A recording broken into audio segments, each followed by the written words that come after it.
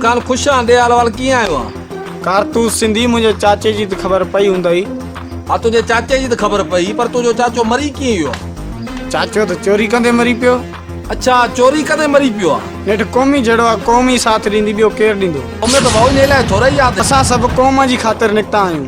भाऊ क़ौमियत जी माना इहा आहे त अगरि को क़ौम जो माण्हू सां का नाजाइज़ी थिए त असांखे उनजी मदद करणी।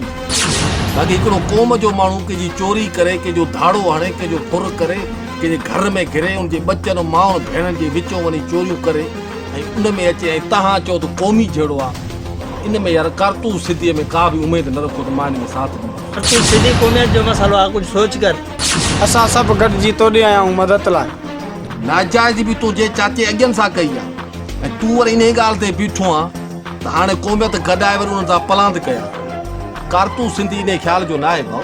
जॾहिं चोरी में मरे या धाड़े में मरे आहे त क़ौम खे त मदद करणी आहे न। क़ौमियत लफ़्ज़ जी तव्हां ग़लति माना न कढो। क़ौमियत लफ़्ज़ जी माना का अञा ॿी आहे। क़ौमी मदद तॾहिं थींदी आहे जॾहिं की क़ौम वारे सां नाजाइज़ी थी, या को क़ौम वारो मुफ़लिस आहे, ग़रीब आहे, यतीम आहे, उन सां वेही 5 क़ौम वारा गॾिजी उनखे हेठ कनि, उनखे सपोर्ट कनि। हिकिड़ो क़ौम वारो कंहिंजो खून करे पोइ बि उनजो साथ ॾियणो आहे। हिकिड़ो क़ौम वारो कंहिंसां नाजाइज़ी थो करे पोइ बि उनजो साथ ॾियणो आहे। इहो भाउ कारतूस सिंधी जे ज़मीर में न आहे। कारतूस सिंधी इहो सुठो न आहे। क़ौमी जहिड़ो आहे कारतूस सिंधी, कुझु सोच कर तूं। क़ौमी जहिड़े जी माना इहा आहे त क़ौम खे किरदार में सपोर्ट करणी आहे जो क़ौमियत सां का नाजाइज़ी थिए।